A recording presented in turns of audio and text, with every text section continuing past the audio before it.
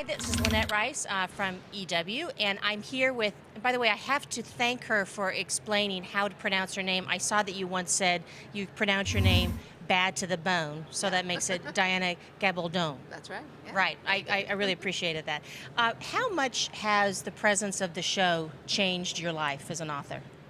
Well, as an author, not at all. I mean, I continue doing what I normally do. I just write. I write books, and I write them to my own schedule. And no, I don't write them in the response to anything the show does. There are 6 books behind me. How could they be affecting what I do now? But that's a common question. So no, the show doesn't affect me as a writer at all, save that they did ask me to write a script last season for the season 2, and that was a lot of fun. It was an interesting technical challenge to write something that's so collaborative in nature, whereas I'm used to working, totally alone, having complete control, which of course you don't in television.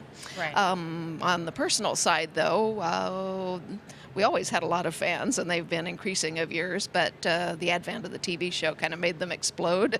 So now we have lots more fans, and very, very enthusiastic ones.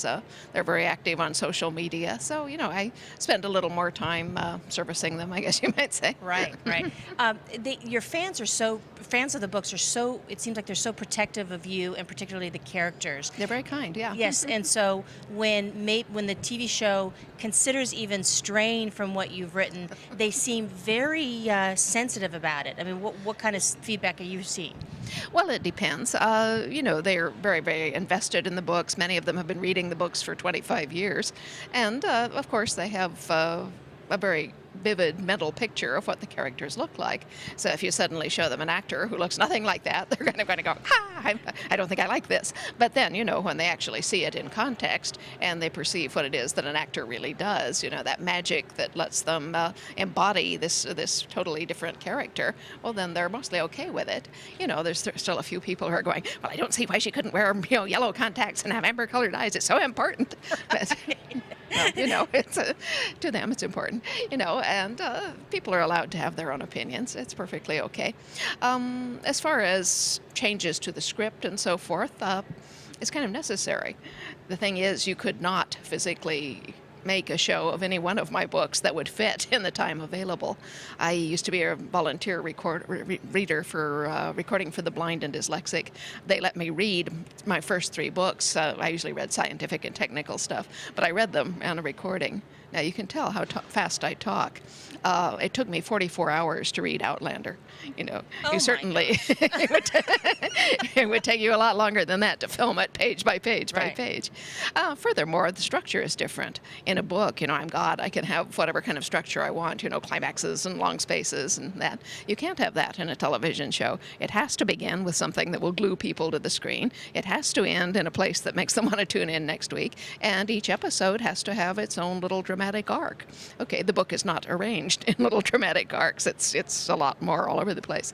Consequently, what they do with the book is what they call break script, and they mean it literally. They take the book apart into all of its scenes and sub-scenes and take out all of the dialogue and list that separately. And then they sit there, all of the writer's room, and they consider, well, what can we fit in the first episode? Of course, it has to start kind of where the book starts, but, it's slow where the book starts. So let's put in this little visual prologue of Clare in World War I doing what she does, and people will be, riveted as to who this woman is. And, they told me that before they wanted to film. And I said, yeah, totally. And, we have a good working relationship. They send me the scripts. I am a consultant on the film. And they show me the daily footage that they shoot. They invite my comments. And, 9 times out of 10, if I say about something, they'll do something about it. The 10th time, they'll explain why they can't. 10th time. So ultimately, it seems like the readers are okay with it if you're okay with it. It seems like they definitely draft off you. Well, by and large, yeah. There's always going to be people who are just, I just can't see it anyway, but in the book, why did they do this? And oh my God, they're emasculating Jamie, and all this kind of stuff, which, it's people bring their own backgrounds, their own expectations, their own prejudices and desires to the reading of a book, and they do the same thing to the watching of a television show. Nobody ever reads the same book as another person, and no one ever watches the same show. It's going to be a different experience. Thank you, Diana. You're welcome.